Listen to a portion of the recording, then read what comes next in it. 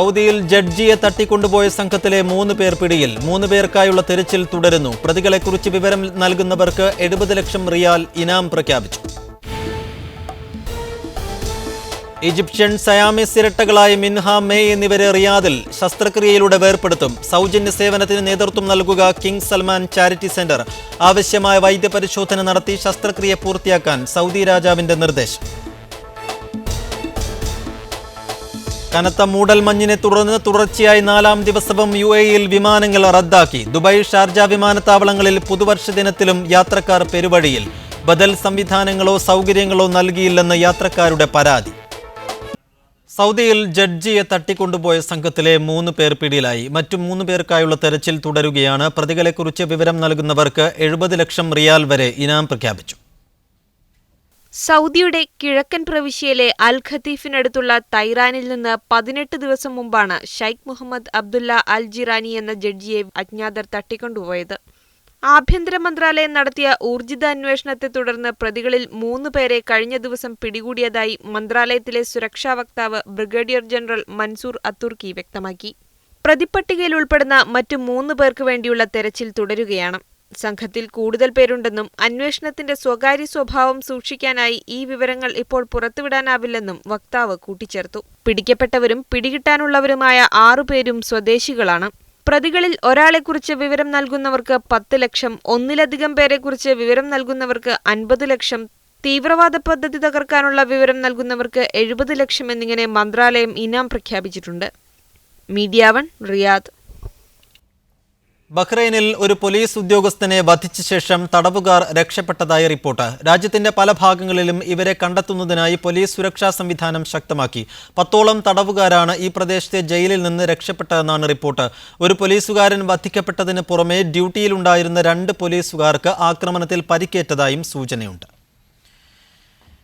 ഈജിപ്തിലെ സയാമീസ് ഇരട്ടകളെ സൗദിയിൽ വേർപെടുത്താൻ സൽമാൻ രാജാവിന്റെ നിർദ്ദേശം. ശസ്ത്രക്രിയ റിയാദിലെ കിങ് അബ്ദുൽ അസീസ് മെഡിക്കൽ സിറ്റിയിൽ വെച്ച് നടക്കും. ജീവകാരുണ്യ പ്രവർത്തനങ്ങൾക്ക് ഡോക്ടർ അബ്ദുള്ള റബിയ നേതൃത്വം നൽകും. ഈജിപ്തിൽ പിറന്ന സയാമീസുകളെ സൗദി തലസ്ഥാനത്ത് വെച്ച് ശസ്ത്രക്രിയയിലൂടെ വേർപെടുത്താൻ സൽമാൻ രാജാവ് നിർദ്ദേശിച്ചു. മിൻഹ, മെയ് എന്ന പരസ്പരം ഒട്ടിപ്പിടിച്ച ഇരട്ടകളെ കുടുംബത്തോടൊപ്പം റിയാദിലെത്തിച്ച് ആവശ്യമായ വൈദ്യപരിശോധനകൾ നടത്തിയ ശേഷം വേർപെടുത്തൽ ശസ്ത്രക്രിയ നടത്താനാണ് രാജാവിന്റെ നിർദ്ദേശം. തലസ്ഥാന നഗരിയുടെ കിഴക്കുഭാഗത്തുള്ള നാഷണൽ ഗാർഡ് ആസ്ഥാനത്തെ കിങ് അബ്ദുൽ അസീസ് മെഡിക്കൽ സിറ്റിയിൽ വെച്ചാണ് വൈദ്യപരിശോധനയും ശസ്ത്രക്രിയയും നടക്കുക. കിങ് സൽമാൻ ചാരിറ്റി സെന്റർ മേധാവി ഡോക്ടർ അബ്ദുൽ അസീസ് റബിയയുടെ മേൽനോട്ടത്തിലാണ് ജീവകാരുണ്യ പ്രവർത്തനം പുരോഗമിക്കുക. തന്റെ മക്കളുടെ വൈദ്യപരിശോധനയും ശസ്ത്രക്രിയയും സൗദിയുടെ ചെലവിൽ നടത്താൻ നിർദ്ദേശിച്ച സൽമാൻ രാജാവിന് ഇരട്ടകളുടെ പിതാവ് പ്രത്യേകം നന്ദി അറിയിച്ചു. ലോകത്തിന്റെ വിവിധ ഭാഗങ്ങളിൽ നിന്നുള്ള 30ലധികം സയാമീസുകളെ വിജയകരമായി വേർപെടുത്തിയ ചരിത്രമുള്ള മെഡിക്കൽ സിറ്റിയിൽ വെച്ച് ശസ്ത്രക്രിയ നടക്കാനുള്ള സാധ്യത ആശ്വാസകരമാണെന്നും രക്ഷിതാക്കൾ അറിയിച്ചു. തലയുടെ പിൻഭാഗം പരസ്പരം ഒട്ടിപ്പിടിച്ച ഇരട്ടകൾ തലച്ചോറിന്റെ ഏതാനും നാഡികൾ പരസ്പരം പങ്കുവയ്ക്കുന്നതായാണ് പ്രാഥമിക റിപ്പോർട്ടുകൾ. റിയാദിലെത്തിയ ശേഷം വിശദമായ വൈദ്യപരിശോധന നടത്തി ശസ്ത്രക്രിയയുടെ വിജയസാധ്യത ഉറപ്പുവരുത്തിയ ശേഷമാണ് അനന്തര നടപടികൾ ആരംഭിക്കുക. Media 1, Riyadh. Malappuram municipal OICC committee ജിദ്ദയിൽ കെ കരുണാകരൻ അനുസ്മരണ സമ്മേളനം സംഘടിപ്പിച്ചു. ജിദ്ദ ഇന്റർനാഷണൽ ഇന്ത്യൻ സ്കൂൾ ഭരണസമിതി ചെയർമാൻ ഇക്ബാൽ പൊക്കുന്ന് ഉദ്ഘാടനം ചെയ്തു. കോൺഗ്രസ് ഇന്ന് നേരിടുന്ന പ്രതിസന്ധിക്ക് കാരണം കെ കരുണാകരനെ പോലുള്ള ദീർഘവീക്ഷണവും ഉറച്ച നിലപാടുകളുമുള്ള നേതാക്കളുടെ അഭാവമാണെന്ന് അദ്ദേഹം പറഞ്ഞു. AP കുഞ്ഞാലി ഹാജി മുഖ്യപ്രഭാഷണം നടത്തി. ശിശുദിനത്തോടനുബന്ധിച്ച് വിദ്യാർത്ഥികൾക്കായി നടത്തിയ പ്രബന്ധരചനാ മത്സരത്തിലെ വിജയികൾക്ക് ചടങ്ങിൽ സമ്മാനങ്ങൾ വിതരണം ചെയ്തു. അബ്ദുൽ മജീദ് നഹ, KC അബ്ദുറഹ്മാൻ കാവുങ്ങൽ, ജാഫർ അലി പാലക്കോട്, ഹക്കീം പാറക്കൽ തുടങ്ങിയവർ സംസാരിച്ചു. UM ഹുസൈൻ അധ്യക്ഷത വഹിച്ചു. യൂനുസ് സ്വാഗതവും കമാൽ കളപ്പാടൻ നന്ദിയും പറഞ്ഞു. കേരള മജ്ലിസു തലിമീൽ ഇസ്ലാമി കേരള സംഘടിപ്പിച്ച ഹിക്മ ടാലന്റ് സെർച്ച് പരീക്ഷയിൽ ജിദ്ദ സൗത്ത് സോൺ ഇക്കാം അൽ ബുഖാരി മദ്രസയിലെ വിദ്യാർത്ഥികൾക്ക് ഉന്നത വിജയം. ലോവർ കിഡ്സ് വിഭാഗത്തിൽ ജിദ്ദ ഗുലൈൽ ഇമാം അൽ ബുഖാരി മദ്രസയിലെ ഐന മനാൽ, സബ് ജൂനിയർ വിഭാഗത്തിൽ അബ്ദുൽ ഹാദി, ജൂനിയർ വിഭാഗത്തിൽ ഷറഫിയ ഇമാം അൽ ബുഖാരി മദ്രസയിലെ ഫാത്തിമ സാറ എന്നിവർ ആദ്യ 15 റാങ്ക് ജേതാക്കളിൽ സ്ഥാനം പിടിച്ചു. കേരളം, ബാംഗ്ലൂർ, ഗൾഫ് രാജ്യങ്ങൾ എന്നിവിടങ്ങളിൽ നിന്നായി 25,000-ഓളം കുട്ടികളാണ് ഹിക്മ ടാലന്റ് സെർച്ച് പരീക്ഷയിൽ മാറ്റുരച്ചത്. വിജയികളെ മജ്ലിസ് പരീക്ഷാ board director Susheer Hasan, Jeddah south zone Imam Al Bukhari മദ്രസകളുടെ രക്ഷാധികാരി സഫറുള്ള മുള്ളോളി എന്നിവർ അനുമോദിച്ചു. റിയാദ് ഇന്ത്യൻ എംബസിക്ക് കീഴിലുള്ള അഭയ കേന്ദ്രത്തിൽ കഴിയുന്ന 140ഓളം സ്ത്രീകളെ നാട്ടിലേക്ക് തിരിച്ചയക്കുന്നതിനാവശ്യമായ നടപടികൾ ഉടൻ പൂർത്തിയാക്കണമെന്ന് റിയാദ് PCF ഭാരവാഹികൾ വാർത്താസമ്മേളനത്തിൽ ആവശ്യപ്പെട്ടു. കേന്ദ്ര സംസ്ഥാന സർക്കാരുകൾ ഇക്കാര്യത്തിൽ അടിയന്തരമായി ഇടപെടണം. ഇവരുടെ മുഴുവൻ വിശദാംശങ്ങളും ശേഖരിച്ച് കേരള മുഖ്യമന്ത്രി പിണറായി വിജയനും MP-മാരായ കൊടിക്കുന്നിൽ സുരേഷ്, KC വേണുഗോപാൽ, ശശി തരൂർ എന്നിവർക്ക് നിവേദനം നൽകുമെന്നും ഭാരവാഹികൾ അറിയിച്ചു. വാർത്താസമ്മേളനത്തിൽ PDP കേന്ദ്ര കമ്മിറ്റി അംഗം സുലൈമാൻ പഴയങ്ങാടി, PCF നേതാക്കളായ ലത്തീഫ് കരുനാഗപ്പള്ളി, അബ്ദുൽ അസീസ് തേവലക്കര എന്നിവർ സംബന്ധിച്ചു. പുതുവർഷത്തിൽ വീട്ടുമുറ്റത്തെ പച്ചക്കറി വിളവെടുത്ത് സുഹൃത്തുക്കൾക്കിടയിൽ വീതിച്ചു നൽകി വേറിട്ട രീതിയിൽ ആഘോഷിക്കുകയാണ് ഖത്തറിലെ ഒരു മലയാളി കുടുംബം. കഴിഞ്ഞ 10 വർഷമായി വീട്ടിൽ സമൃദ്ധമായി കൃഷി ചെയ്യുന്ന എറണാകുളം ചെലവന്നൂർ സ്വദേശി രാജൻ ഫ്രെഡറിക്കും കുടുംബവുമാണ് വ്യത്യസ്തമായ രീതിയിൽ നവവത്സരാഘോഷം ഒരുക്കിയത്. ഖത്തറിലെ അൽസദിലാണ് രാജൻ ഫ്രെഡറിക്കിന്റെ ഈ വില്ല. വീട്ടിലേക്ക് പ്രവേശിക്കുന്നവരെ സ്വീകരിക്കാനെന്ന വണ്ണം പൂമുഖത്തും തൂണുകളിലും മതിലിലുമെല്ലാം മനോഹരമായി പൂത്തുനിൽക്കുന്ന പലതരം ചെടികൾ. വീടിനു ചുറ്റും പന്തലിൽ തൂങ്ങിക്കിടക്കുന്ന മത്തനും കുമ്പളവും പടവലവും തണ്ണിമത്തനും തുടങ്ങി വിവിധ ഇനം വിളകൾ. ഗൾഫിലെ ചൂടിലും തണുപ്പിലും ഇവയെ പ്രത്യേകമായി പരിചരിക്കുന്നതിനാൽ ആവശ്യത്തിലധികം വിളകൾ ലഭിക്കുന്നു. സുഹൃത്തുക്കൾക്കെല്ലാം വീതിച്ചു നൽകിയാലും പിന്നെയും ബാക്കി. അങ്ങനെയാണ് പുതുവർഷത്തിൽ വേറിട്ട രീതിയിൽ ആഘോഷിക്കാൻ രാജൻ ഫ്രെഡറിക്കും ഭാര്യ ആൻസിയും തീരുമാനിച്ചത്. അത് ഇത്രയും വലിയ സൈസിൽ കിട്ടുന്നത് അത്രയും സാറ്റിസ്ഫാക്ഷൻ ഉണ്ടായിരിക്കും. ഇത് യാതൊരു കാരണവശാലും ഏതെങ്കിലും തരത്തിൽ വിൽക്കുകയോ അതിനകത്തുനിന്ന് ഉള്ള ഒരു വരുമാനം പ്രതീക്ഷിച്ചിട്ട് ഇതല്ല ചെയ്യുന്നു. എൻ്റെ കൂട്ടുകാർക്ക് ഞാൻ കൊണ്ട് കൊടുക്കും, അല്ലെങ്കിൽ അവരിവിടെ വന്ന് കളക്ട് ചെയ്യും. ഈ ഡോർസ് ഓപ്പൺ ആണ്, ആർക്ക് എപ്പോൾ വേണേലും ഏത് വേണേലും പറിച്ചുകൊണ്ട് പോകാം. കൃഷിയിടം ഖത്തർ എന്ന ജൈവ കാർഷിക കൂട്ടായ്മയിലെ അംഗങ്ങളാണ് പുതുവർഷത്തിലെ ഈ വിളവെടുപ്പ് ഉത്സവത്തിൽ അതിഥികളായെത്തിയത്. ഒപ്പം UAE-യിലെ പ്രശസ്തനായ ജൈവ കാർഷിക സംരംഭകൻ സുധീഷ് ഗുരുവായൂരും വിളവെടുപ്പിൽ പങ്കെടുത്തു. ബിസിനസ് ശൃംഖല തന്നെ സൃഷ്ടിച്ച ആൾക്ക് ഈ സമയം ഉണ്ടാക്കിയിട്ട് ആളിങ്ങനെ ചെയ്യുന്നത് അഭിനന്ദിക്കാൻ തന്നെ വേറെ ഒന്നും എനിക്ക് പറയാനില്ല. വേണമെങ്കിൽ ചക്ക വേരിലും കായ്ക്കുന്ന ഒരു പഴഞ്ച വല്ല പോലും ഇതിനെ നമുക്ക് അനുയോജ്യമായി എടുക്കാം. പൂക്കളും വിളകളും നിറഞ്ഞു നിൽക്കുന്ന വില്ലയിൽ കുട്ടികളടക്കം വലിയ സന്തോഷത്തിലാണ് പുതുവർഷം ആഘോഷിച്ചത്. പുതുവർഷത്തിൽ വീട്ടുമുറ്റത്തെ സമൃദ്ധമായ പച്ചക്കറികൾ വിളവെടുത്തുകൊണ്ടാണ് രാജൻ ഫ്രെഡറിക്കും കുടുംബവും പുതുവർഷം ആഘോഷിച്ചത്. ഒപ്പം കൃഷിയിടം ഖത്തർ എന്ന ജൈവ കാർഷിക കൂട്ടായ്മയും. ദോഹയിൽ നിന്ന് മുജീബ് റഹ്മാൻ, മീഡിയ വൺ. സ്വദേശിവൽക്കരണവുമായി ബന്ധപ്പെട്ട് UAE മാനവ വിഭവശേഷി മന്ത്രാലയം പ്രഖ്യാപിച്ച വിവിധ ഉത്തരവുകൾ നാളെ മുതൽ നിലവിൽ വരും.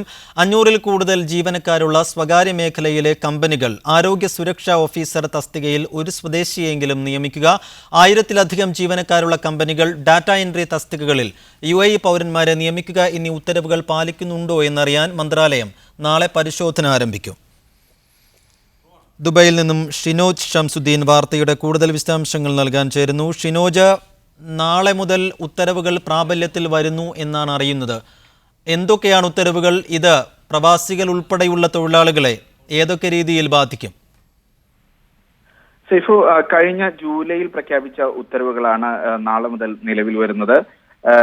സൈഫു സൂചിപ്പിച്ച പോലെ 500-ലധികം ജീവനക്കാരുള്ള കമ്പനികളിൽ സുരക്ഷാ ഓഫീസർ, HSE ഓഫീസർ അത് സ്വദേശി ആയിരിക്കണമെന്നാണ് നിർദ്ദേശം നൽകിയിട്ടുള്ളത്. അതോടൊപ്പം 1000-ലധികം ജീവനക്കാരുള്ള സ്വകാര്യ കമ്പനികൾ അവിടെ ഡാറ്റ എൻട്രി തസ്തികകളിൽ സ്വദേശി ജീവനക്കാരെ നിയമിക്കണം എന്നാണ് ഈ ഉത്തരവിൽ പറയുന്നത്. സ്വകാര്യ കമ്പനികളിൽ സ്വദേശികൾ ജോലി ചെയ്യുന്നത് പ്രോത്സാഹിപ്പിക്കാനുള്ള നടപടികളുടെ ഭാഗമായിട്ടാണ് ഇത്. ഏകദേശം 375 കമ്പനികളിലെങ്കിലും ഡാറ്റ എൻട്രി ജീവനക്കാരെ ആയിട്ട് സ്വദേശികളെ നിയമിക്കാൻ കഴിയുമെന്നാണ് മന്ത്രാലയത്തിന്റെ തന്നെ കണക്കുകൂട്ടൽ. പൊതുവെ ഇത്തരം ജോലികൾ നേരത്തെ ചെയ്തിരുന്നത് പ്രവാസികളാണ്, അതിൽ കൂടുതലും മലയാളികളാണ് എന്നുള്ളത് കൊണ്ട് തന്നെ ഇത്തരം തസ്തികകളിലേക്ക് ഇനി മലയാളികൾക്ക് കടന്നു വരാൻ കഴിയില്ല എന്നുള്ളതാണ് ഒരു വ്യക്തമായ സൂചന ഇതിലുള്ളത്. നാളെ മുതൽ ഇത് സംബന്ധിച്ച പരിശോധനകൾ ആരംഭിക്കും. ഇത് നടപ്പാക്കാത്ത കമ്പനികൾക്ക് തുടർ പ്രവർത്തനത്തിനുള്ള പ്രവർത്തനാനുമതി ലൈസൻസുകൾ നൽകുന്നത് നിർത്തിവെക്കും എന്നാണ് നേരത്തെ തൊഴിൽ മന്ത്രി അറിയിച്ചിട്ടുള്ളത്. സൈഫു, സ്വദേശിവൽക്കരണവുമായി ബന്ധപ്പെട്ട് UAE മാനവവിഭവശേഷി മന്ത്രാലയം പ്രഖ്യാപിച്ച വിവിധ ഉത്തരവുകൾ നാളെ മുതൽ നിലവിൽ വരുന്നു. വിശദാംശങ്ങളാണ് ഷിനോജ് നൽകിയത്. കണ്ണഞ്ചിപ്പിക്കുന്ന കരിമരുന്ന് പ്രയോഗത്തിന്റെ സമ്പന്നതയിലൂടെയാണ് ദുബായ് നഗരം പുതുവർഷത്തെ വരവേറ്റത്. ലോകത്തെ ഏറ്റവും ഉയരം കൂടിയ കെട്ടിടമായ ബുർജ് ഖലീഫയിൽ നടന്ന വർണ്ണാഭമായ പുതുവത്സരാഘോഷം വീക്ഷിക്കാൻ 6 ലക്ഷത്തിലേറെ പേരാണ് ഒത്തുചേർന്നത്. ബുർജ് ഖലീഫ സ്ഥിതി ചെയ്യുന്ന ഡൗൺ ടൗൺ പരിസരം മണിക്കൂറുകൾക്ക് മുമ്പേ തന്നെ നിറഞ്ഞു കവിഞ്ഞിരുന്നു. കൃത്യം 12 മണിയായതോടെ ആഹ്ലാദം അണപൊട്ടി. തുടർന്ന് ലോകം കാത്തിരുന്ന പുതുവർഷ വിസ്മയത്തിന്റെ തകർപ്പൻ പ്രകടനം. വർണ്ണങ്ങളുടെയും ശബ്ദത്തിന്റെയും അനുസ്യൂത പ്രവാഹമായിരുന്നു തുടർന്നങ്ങോട്ട്. അകമ്പടി എന്നോണം പരിസരത്തെ കെട്ടിടങ്ങളുടെ ഉച്ചയിലും പലവിധ വർണ്ണങ്ങളുടെ മഹാപ്രവാഹം. ലോകോത്തര കരിമരുന്ന് പ്രയോഗത്തിന്റെ മാസ്മരികതയിൽ ജനം എല്ലാം മറന്നു നിന്നു. തങ്ങളുടെ മൊബൈൽ ഫോണിൽ ഓരോ ദൃശ്യവും ഒപ്പിയെടുക്കാനുള്ള തിടുക്കത്തിലായിരുന്നു തടിച്ചുകൂടിയ ആസ്വാദകർ. ഒപ്പം കൈയടിച്ചും ആർത്തുവിളിച്ചും അവർ പുതുവർഷ രാവിന് ഊഷ്മള വരവേൽപ്പ് തന്നെ നൽകി. മണിക്കൂറുകളുടെ കാത്തിരിപ്പ് വെറുതെയായില്ലെന്ന് അവർ ഒരേ സ്വരത്തിൽ പറഞ്ഞു. ഭയങ്കര സംഭവമായിരുന്നു. കുട്ടികളുടെ കമന്റ് ഒറ്റവാക്കിൽ ഒതുങ്ങി. ദുബൈക്ക് പുറമെ ഷാർജയും അബുദാബിയും മറ്റ് ഗൾഫ് നഗരങ്ങളും പലവിധ പരിപാടികളിലൂടെ പുതുവർഷത്തെ സ്വീകരിച്ചു. ആകാശത്ത് പുതുവർഷം വിരിയുന്നത് കാണാൻ സാധിച്ചതിന്റെ ത്രില്ലിലായിരുന്നു പിന്നെ എല്ലാവരുടെയും മടക്കം. എല്ലാ പ്രതികൂലതകളും മറികടക്കുമെന്ന ആഹ്ലാദകരമായ പ്രഖ്യാപനത്തോടെയാണ് ദുബൈ ഉൾപ്പെടെ ഗൾഫ് നഗരങ്ങൾ പുതുവർഷത്തെ വരവേറ്റത്. ക്യാമറ പേഴ്സൺ ബിനു എസ് കൊട്ടാരക്കരയ്ക്കൊപ്പം MCA നാസർ, മീഡിയ 1 ദുബൈ. പ്രതീക്ഷകളോടെ പുതിയ വർഷത്തിലേക്ക് കടന്നിരിക്കുകയാണ് ഗൾഫ് രാജ്യങ്ങൾ. എണ്ണ വിപണിയിലെ വിലവർധനയും സിറിയയിലെ വെടിനിർത്തൽ കരാറും ഗൾഫ് മേഖലയ്ക്ക് പ്രതീക്ഷ നൽകുന്നുണ്ട്. പോയ വർഷത്തെ തൊഴിൽ പ്രതിസന്ധിയിൽ നിന്നും ഗൾഫ് മേഖല മോചിതമാകുന്നത് പ്രവാസികൾക്കും പ്രതീക്ഷ നൽകുന്നു. ഈ വിഷയത്തിൽ പ്രതികരിക്കാൻ നമ്മോടൊപ്പം middle east bureau chief MCA നാസറും ഒപ്പം മാധ്യമപ്രവർത്തകൻ മൻസൂർ പള്ളൂരും ചേരുന്നു. ആദ്യം MCA നാസറിലേക്ക്. നാസർ, ഒരുപക്ഷെ ആശങ്കകളുടെ വർഷമായിരുന്നു 2016. ഗൾഫ് രാജ്യങ്ങൾക്കെല്ലാം, പ്രത്യേകിച്ചും സൗദി അറേബ്യയ്ക്ക് എണ്ണവിലയിലുണ്ടായ കുറവ്, എണ്ണവില ഇടിഞ്ഞത് വലിയ രീതിയിൽ സൗദിയെ പ്രതിസന്ധിയിലാക്കി. അത് തീർത്തും ബാധിച്ചത് പ്രവാസികളെ തന്നെയാണ്. സ്വദേശിവൽക്കരണവും പ്രവാസികളെ ബാധിച്ചു. ഇനിയിപ്പോൾ ഒരു പുതിയ വർഷത്തിലേക്ക് കടക്കുമ്പോൾ പ്രതീക്ഷകളുണ്ട് ഗൾഫ് രാജ്യങ്ങൾക്ക് മുന്നിൽ. കാരണം ഏറ്റവും പ്രധാനപ്പെട്ട കാരണം എണ്ണവിലയിലുണ്ടായ ഉണർവ് തന്നെയാണ്. ഒപ്പം സിറിയൻ യുദ്ധം അയഞ്ഞതും സിറിയയിലുണ്ടായ വെടിനിർത്തലും പ്രതീക്ഷകൾ പകരുന്നു. എത്രമാത്രം പ്രതീക്ഷ നിർഭരമാണ് 2017 ഗൾഫ് രാജ്യങ്ങളെ സംബന്ധിച്ചിടത്തോളം? സൈഫുദ്ദീൻ, തീർച്ചയായിട്ടും നേരത്തെ സൂചിപ്പിച്ചതുപോലെ 2016 വലിയ തോതിൽ പ്രതികൂലമായിട്ടുള്ള ഒരു സാഹചര്യത്തിലൂടെയായിരുന്നു ഗൾഫ് രാജ്യങ്ങളെയും വഴി നടത്തിയത്. പക്ഷേ ഇത്തവണ ഈ ഒരു പുതുവർഷത്തിന്റെ ഒരു ഘട്ടത്തിൽ നിൽക്കുമ്പോൾ നമ്മൾ നേരത്തെ സൂചിപ്പിച്ചതുപോലെ അലയുടെ കണ്ണീർ പിന്നെ മാറുന്നതിന്റെ ഒരു സൂചന, പ്രത്യേകിച്ച് ഒരു കരാറിലേക്ക്, അനുരഞ്ജന ചർച്ചകളിലേക്ക് കാര്യങ്ങൾ നീങ്ങിയത് ഒരു വെടിനിർത്തൽ കരാറിന്റെ സാധ്യത തുറന്നിരിക്കുന്ന ഒരു പ്രതീക്ഷ നൽകുന്ന ഘടകമാണ്. പക്ഷേ അതിനപ്പുറം പ്രവാസ ലോകത്തെ സംബന്ധിച്ചിടത്തോളം ഏറ്റവും വലിയ പ്രതീക്ഷ നൽകുന്നത് ഒപെക് രാജ്യങ്ങൾ എണ്ണ ഉൽപാദനം പിന്നെ കുറച്ചുകൊണ്ട് വിപണിയിൽ വില വർദ്ധിപ്പിക്കാനുള്ള അവരുടെ തീരുമാനം, അത് ചെറിയ തോതിലാണെങ്കിൽ പോലും അത് പൂർണ്ണമായ അർത്ഥത്തിൽ വിജയിച്ചു എന്ന് പറയാൻ സാധ്യമല്ല. എങ്കിൽ പോലും ഒരു പ്രതീക്ഷ പകർന്നിട്ടുണ്ട്. ഓഹരി വിപണികളിൽ, പ്രത്യേകിച്ച് ദുബൈയുടെയും അബുദാബിയുടെയും സൗദി ഓഹരി വിപണികളിലൊക്കെയും അതിന്റെ മാറ്റം പ്രകടമാണ്. ഇത് എത്ര കണ്ട് സ്ഥായിയായിട്ട് ഇത് നിലനിൽക്കും എന്നത് ആണ് എല്ലാവരും ഉറ്റുനോക്കുന്നത്. എങ്കിലും തൊഴിൽ വിപണിയിലും അതോടൊപ്പം തന്നെ നേരത്തെയൊക്കെ നിലച്ചിരുന്ന റിക്രൂട്ട്മെന്റ് രംഗത്തൊക്കെ ചെറിയ തോതിലൊരു ഉണർവ് രൂപപ്പെടുന്നതിന്റെ സൂചന പ്രകടമാണ്. അതോടൊപ്പം തന്നെ ഇപ്പോൾ സതീഷ് കുമാർ ടെലിഫോൺ ലൈനിലുണ്ട്. ശ്രീ സതീഷ് കുമാർ, നേരത്തെ MCA നാസർ സൂചിപ്പിച്ചതുപോലെ തന്നെ ആശങ്കകളുടെ ഒരു വർഷമാണ് കടന്നു പോകുന്നത്. നമുക്ക് സൗദി അറേബ്യയുടെ മാത്രം കാര്യമെടുക്കുകയാണെങ്കിൽ എണ്ണവിലയിലുണ്ടായ ഇടിവ് ആ രാജ്യത്തെയാണ് ഏറ്റവും കൂടുതൽ ബാധിച്ചത്. സ്വാഭാവികമായും മലയാളി പ്രവാസികൾ തിങ്ങി താമസിക്കുന്ന പ്രവാസികളെ സംബന്ധിച്ചിടത്തോളം വലിയ രീതിയിൽ അത് തിരിച്ചടിയാവുകയും ചെയ്തു. 2017 കടക്കുമ്പോൾ എണ്ണവിലയിൽ ചെറിയ നേരിയ വർധനവുണ്ട്, അത് പ്രതീക്ഷകൾ നൽകുന്നുണ്ട്. സൗദിയിൽ അതുമായി ബന്ധപ്പെട്ട് തൊഴിൽ മേഖലയിൽ ഏതെങ്കിലും തരത്തിലുള്ള ഉണർവിന് സാധ്യതയുണ്ടോ? സ്വദേശിവൽക്കരണം പുതിയ സാഹചര്യത്തിൽ, പുതിയ വർഷത്തിൽ ഏതൊക്കെ രീതിയിലായിരിക്കും പ്രവാസികളെ ബാധിക്കാനിടയുള്ളത്, ബാധിക്കാൻ സാധ്യതയുണ്ടോ? എണ്ണവിലയുടെ അടിസ്ഥാനത്തിൽ മാത്രമല്ല, സൗദിയുടെ ഒരു കോൺസിസ്റ്റന്റ് ആയിട്ടുള്ള ഒരു പോളിസി എന്ന് പറഞ്ഞാൽ സൗദി വൽക്കരണം നടപ്പിലാക്കുക. അത് പല ബേസിൽ നിത്താക്കത്തൊക്കെ നമ്മൾ കണ്ടതാണ്. ആയിരക്കണക്കിന് മലയാളികൾക്ക് ജോലി നഷ്ടമായതാണ്. പക്ഷെ ഈ ഒരു സാഹചര്യത്തിൽ, പ്രത്യേകിച്ച് എണ്ണവിലയൊക്കെ താഴോട്ട് പോകുന്ന ഒരു സാഹചര്യത്തിൽ, ഈ പറഞ്ഞ സൗദിയുടെ ജനസംഖ്യയുടെ നല്ല ശതമാനം യുവജനങ്ങളാണ്. അവർക്ക് തൊഴിൽ കിട്ടുക, അങ്ങനെ ഒരു സാമൂഹികമായിട്ടുള്ള ഒരു അവിടുത്തെ ഒരു ഇതിന്റെ ഒരു ആവശ്യമാണ്. അവിടുത്തെ ലോക്കൽസിന്, അതായത് സൗദി പൗരന്മാർക്ക് ജോലി കൊടുക്കുക എന്നുള്ളത്. പ്രത്യേകിച്ച് ഒരു എണ്ണവില താഴോട്ട് പോകുന്ന ഒരു സാഹചര്യത്തിൽ കമ്പനികളും മറ്റുള്ള ഗവൺമെന്റ് സ്ഥാപനങ്ങളൊക്കെ പുതിയ ആളുകളെ റിക്രൂട്ട് ചെയ്യാനൊക്കെ എപ്പോഴും പ്രഷറായിരിക്കും. അപ്പൊ ഇപ്പൊ ഈ ഓയിൽ വില മുകളിലേക്ക് പോകുമ്പോൾ എല്ലാവർക്കും ഒരു പ്രതീക്ഷ ഉണ്ടായിട്ടുണ്ട്. പിന്നെ നമുക്കറിയാം സൗദിയിലെ ഈ പ്രവാസികൾക്കുണ്ടായിട്ടുള്ള ഏറ്റവും വലിയ ഈ അടുത്ത കാലത്ത് ഉണ്ടായിട്ടുള്ള ചില നിയമനിർമ്മാണങ്ങളും ചില സാമ്പത്തിക നയങ്ങളും പ്രവാസികളെ ടാർഗറ്റ് ചെയ്യുന്ന രീതിയിലാണ്. അവിടുന്ന് അയക്കുന്ന പൈസയ്ക്ക് ടാക്സ് വരാൻ പോകുന്നു എന്നുള്ളൊരു ഇതുണ്ട്. പിന്നെ ഡിപ്പെൻഡൻസിന് ഒരു മാസം 100 രൂപ വീതം കട്ട് ചെയ്യുന്ന ഒരു ടാക്സ് പോലെ ഇൻഡയറക്റ്റ് ആയിട്ടുള്ള ഒരു ടാക്സ് സിസ്റ്റം ഓൾറെഡി അവിടെ വന്നിട്ടുണ്ട്. നമുക്കറിയാം ഒമാനിലെ ഓൾറെഡി അങ്ങനെ ഒരു ചർച്ചകൾ നടപ്പുണ്ടായിരുന്നു. പിന്നെ ഈ പറഞ്ഞ പല രീതിയിലുള്ള ഈ ഇലക്ട്രിസിറ്റി ആണെങ്കിലും ട്രാൻസ്പോർട്ട് ടോൾ ആണെങ്കിലും മറ്റുള്ള കാര്യങ്ങൾ ഇപ്പം ഇത് ദുബായ് തന്നെ ആണെങ്കിൽ പോലും ഈ പറഞ്ഞ പാർക്കിങ്ങിന്റെ പൈസ മുതൽ ഈ ഇതെല്ലാം കൂട്ടുകയാണ് ഉണ്ടായത്. കാരണം ഈ എണ്ണയെ ആശ്രയിച്ച് നിൽക്കുന്ന ഓരോ സമ്പദ് വ്യവസ്ഥയിലെ മറ്റുള്ള വരുമാനങ്ങൾ കൂട്ടുക എന്നുള്ളതായിരുന്നു ഏറ്റവും വലിയ. അതിനിടയ്ക്ക് അവര് മറ്റുള്ള ഈ പറഞ്ഞ മറ്റു രാജ്യങ്ങളുടെ ഈ യുദ്ധവുമായിട്ട് ബന്ധപ്പെട്ട പ്രശ്നങ്ങളൊക്കെ ഉള്ളപ്പോൾ അപ്പം ഓവറോൾ ഈ രാജ്യങ്ങൾ രണ്ടര പ്രശ്നത്തിലായിരുന്നു. ഇപ്പൊ എണ്ണ വില $50-$54 ആയപ്പോഴത്തേക്ക് ഒരു പുതിയൊരു ഉണർവുണ്ട്. എന്നാലും സൗദിയുടെയൊക്കെ ഡിഫൻസ് ഈ ബഡ്ജറ്റ് ഡെഫിസിറ്റ് എന്ന് പറഞ്ഞാൽ ഇപ്പോഴും കൂടുതലാണ്. UAE ഒക്കെ അത് കൂടുതലാണ്. അത് അവിടുത്തെ പദ്ധതികളൊക്കെ ഒത്തിരി അഫക്ട് ചെയ്തിട്ടുണ്ട്, റിക്രൂട്ട്മെന്റ് ഒക്കെ അഫക്ട് ചെയ്തിട്ടുണ്ടെന്നുള്ളത് വസ്തുതയാണ്. അത് എത്രമാത്രം അതിൽ നിന്ന് കരകയറാൻ അടുത്ത വർഷം പറ്റും എന്നുള്ളത് എല്ലാവരും ഇപ്പൊ ഈ എണ്ണയുടെ വില എത്രമാത്രം പോകുന്നു എന്നതിനെ ആശ്രയിച്ചിരിക്കും. ഈ സൗദിക്ക് പുറത്തേക്ക് കടന്നാൽ ഖത്തറും ഒരു പക്ഷേ എണ്ണയെ മാത്രം ആശ്രയിച്ച് മുന്നോട്ട് പോകുന്ന രാജ്യമാണ്. പിന്നീട് UAE-യും ഒമാനും ബഹ്റൈനും. UAE കാര്യമായിട്ടും എണ്ണയെ ആശ്രയിക്കുന്ന ഒരു രാജ്യമല്ല. UAE എത്രമാത്രം പ്രതീക്ഷയോടുകൂടിയാണ്, എത്രമാത്രം പുതിയ പദ്ധതികളോടും പുതിയ ആശയങ്ങളോടും കൂടിയാണ് പുതിയ ഒരു വർഷത്തെ വരവേൽക്കുന്നത്? പ്രത്യേകിച്ചും UAE മറ്റു രാജ്യങ്ങളുടെ അവസ്ഥ കൂടി എങ്ങനെയാണ്?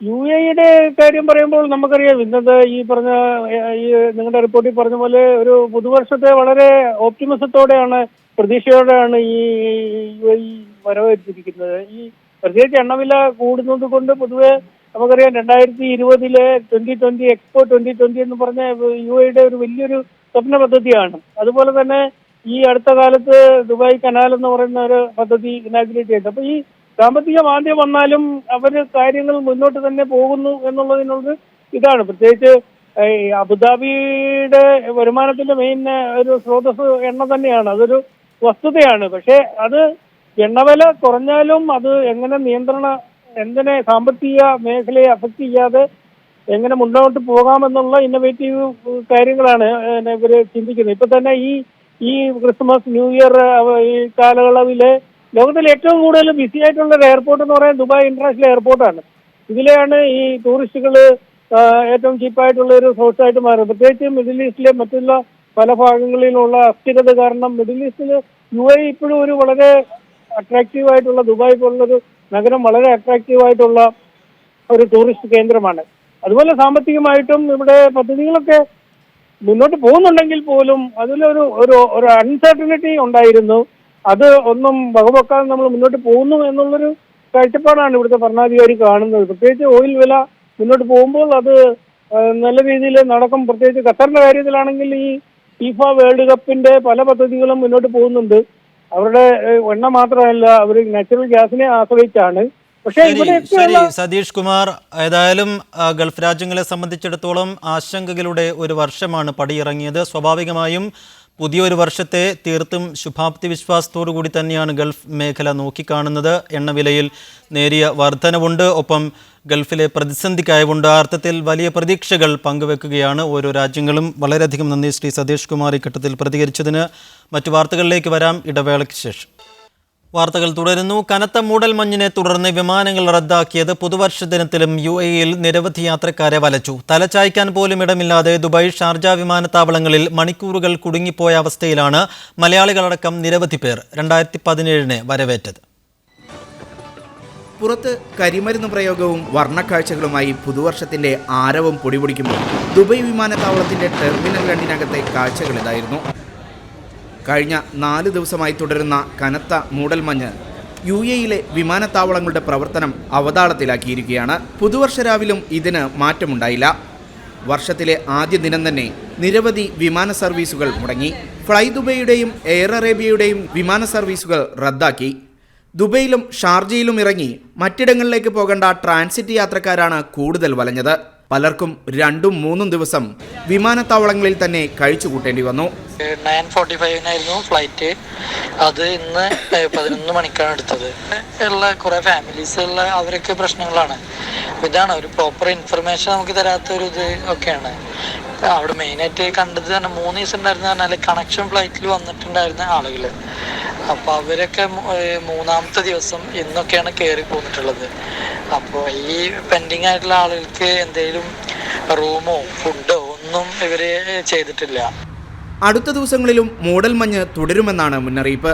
വാഹനമോടിക്കുന്നവർ മാത്രമല്ല വിമാനയാത്ര നടത്തുന്നവരും മുൻകരുതൽ സ്വീകരിക്കേണ്ടി വരും. Shino Shamsuddeen, media 1, Dubai. വിപുലമായ സൗകര്യങ്ങളോടെ സജ്ജമാക്കിയ ഖത്തറിലെ 7ാമത്തെ ലുലു ഹൈപ്പർ മാർക്കറ്റ് അൽ മസില്ലയിൽ പ്രവർത്തനം തുടങ്ങി. ലുലു ഗ്രൂപ്പിന്റെ ഖത്തറിലെ വിപുലീകരണത്തിന്റെ ഭാഗമായാണ് 1.5 ലക്ഷം ചതുരശ്ര അടി വിസ്തീർണത്തിൽ പുതിയ സ്ഥാപനം ആരംഭിച്ചത്. MK ഗ്രൂപ്പിന് കീഴിലുള്ള ലുലു ഹൈപ്പർ മാർക്കറ്റ് ശൃംഖലയിലെ 132ാമത്തെയും ഖത്തറിലെ 7ാമത്തെയും ബ്രാഞ്ചാണ് ഇപ്പോൾ മെസില്ലയിൽ ആരംഭിച്ചത്. Qatar chamber of commerce and industry chairman Sheikh Khalifa bin Jassim bin Muhammad Al Thani hypermarket ഉദ്ഘാടനം ചെയ്തു. മെന മേഖലയിലെ ഖത്തർ ഇൻഷുറൻസ് കമ്പനി ഗ്രൂപ്പ് പ്രസിഡന്റും സിഇഒയുമായ Sheikh Khalid bin Hassan Al Thani, Saleem Khalaf Al Mannai തുടങ്ങിയ സ്വദേശി പ്രമുഖർക്കൊപ്പം Doha bank CEO doctor R Seetharaman, വിവിധ രാജ്യങ്ങളിലെ സ്ഥാനപതിമാർ, ഡെപ്യൂട്ടി സ്ഥാനപതിമാർ, ഉന്നത സർക്കാർ ഉദ്യോഗസ്ഥർ, പ്രാദേശിക വ്യവസായ സമൂഹത്തിലെ പ്രതിനിധികൾ, Lulu group chairman MA Yusuff Ali, CEO Saifi Rupawala, director Mohammed Althaf തുടങ്ങിയവരും ഉദ്ഘാടന ചടങ്ങിൽ പങ്കെടുത്തു. ഖത്തറിൽ ഏറെ വൈകാതെ 2 ലുലു ഹൈപ്പർ മാർക്കറ്റുകൾ കൂടി തുറക്കുമെന്ന് MA യൂസഫ് അലി അറിയിച്ചു. അവരുടെ ഞങ്ങളോട് സഹകരണവും അവരുടെ ഔദാര്യവും കൊണ്ടാണ് ഞങ്ങൾ ഇനിയും ഖത്തറിൽ 2 ഹൈപ്പർ മാർക്കറ്റുകൾ ഞങ്ങൾ പ്ലാനിങ്ങിലാണ്. ഖത്തറിൽ തന്നെ ഉൽപ്പാദിപ്പിക്കുന്ന ജൈവ കാർഷിക വിളകൾക്കായുള്ള പ്രത്യേക ഏരിയയും പുതിയ ഹൈപ്പർ മാർക്കറ്റിൽ സജ്ജീകരിച്ചിട്ടുണ്ട്. 1.5 ലക്ഷം ചതുരശ്ര അടി വിസ്തീർണത്തിൽ പണി കഴിപ്പിച്ച സ്ഥാപനത്തിൽ വിശാലമായ വാഹന പാർക്കിംഗ് സൗകര്യവും ലഭ്യമാണ്. Media 1, Doha. സലാലയിലെ ഇന്ത്യക്കാരായ ഫുട്ബോൾ കളിക്കാർ ഒത്തുചേർന്ന് രൂപീകരിച്ച പൊതുവേദിയായ സലാല ഇന്ത്യൻ ഫുട്ബോൾ അസോസിയേഷൻ സിഫയ്ക്ക് തുടക്കമായി. വേദിയുടെ പ്രഖ്യാപനം ISC ചെയർമാൻ മൻപ്രീത് സിംഗ് നിർവഹിച്ചു. വിവിധ ഫുട്ബോൾ ടീം അംഗങ്ങൾ ഒത്തുചേർന്ന് സംഘടിപ്പിച്ച പ്രവാസി ഫുട്ബോൾ മീറ്റിൽ വെച്ചാണ് പൊതുവേദിയായ സിഫയ്ക്ക് തുടക്കമായത്. 5-ാം നമ്പറിലെ ലുബാൻ പാലസിൽ നടന്ന പരിപാടിയിൽ ഫുട്ബോൾ കളിക്കാരും ടീം മാനേജർമാരും സ്പോൺസർമാരും വിവിധ സംഘടനാ ഭാരവാഹികളും സംബന്ധിച്ചു. ചടങ്ങിൽ സംഘാടക സമിതി പ്രസിഡന്റ് സബീർ PT അധ്യക്ഷത വഹിച്ചു. വിവിധ സംഘടനാ ഭാരവാഹികളായ C വിനയകുമാർ, ഹുസൈൻ കാച്ചിലോടി, UP ശശീന്ദ്രൻ എന്നിവർ ആശംസകൾ നേർന്നു. പവിത്രൻകാരായി ദാസൻ, സുധാകരൻ എന്നിവർ സംബന്ധിച്ചു. സെക്രട്ടറി ഷബീർ കാരടി സ്വാഗതവും മൻസൂർ പട്ടാമ്പി നന്ദിയും പറഞ്ഞു. 2016 മികച്ച കളിക്കാരനായി ആബിദ് കോഴിക്കോടിനെ തെരഞ്ഞെടുത്തു.